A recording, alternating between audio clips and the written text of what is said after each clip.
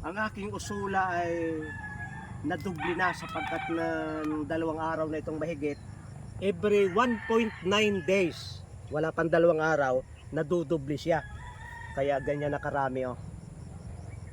At pag pandilig natin yan, marami ng nutrients oh. Ang kapal na oh. Nakakatuwa palang magtanim ng usula. Yan ang dinidilig ko dito sa aking pakwan. Yung pakwan ay nakatanim sa taas at diyan siya gagapang. Ipakikita ko sa inyo yung usulang mataba. Karaniwang makikita nyo sa mga tubig na usula. Ganyan ang itsura, yan ay normal. Normal yan, baka maganda pa nga yung aking yan eh. Ito yung pinaka-normal ninyo makikita. Yan ganyan. Ibig sabihin, yan ay kulang ang nutrients. Pero ito, hindi ko akalain na ang usula ay lalago ng ganyan. Mayroon siyang mature na tain ng baka. At saka yung tubig ay matagal-tagal na mataba. Oh, tingnan nyo oh. Hindi ko akalain ko na eh. Ngayon lang ako nakakita ng usula sa tanang buhay ko na ganito kaganda. Ay talagang pagmumulan ng magandang fertilizer. Oh.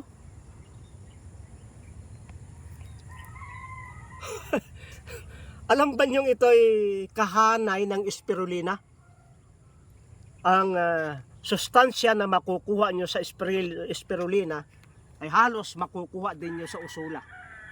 Kaya yung usula, malunggay, spirulina, magandang combination yan ng nutrients ng tao.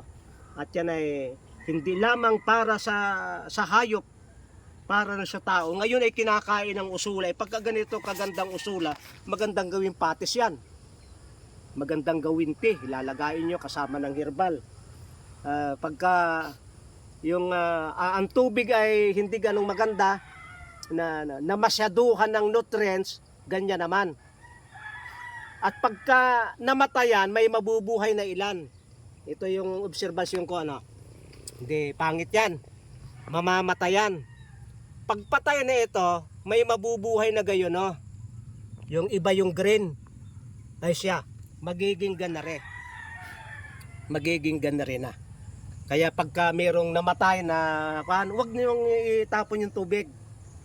Baka masyadong matapang pa inyo uling hanggang gumanda yung tubig at maging ganare. Mamamaster ko ang pagpapalago ng usula sa akin tingin.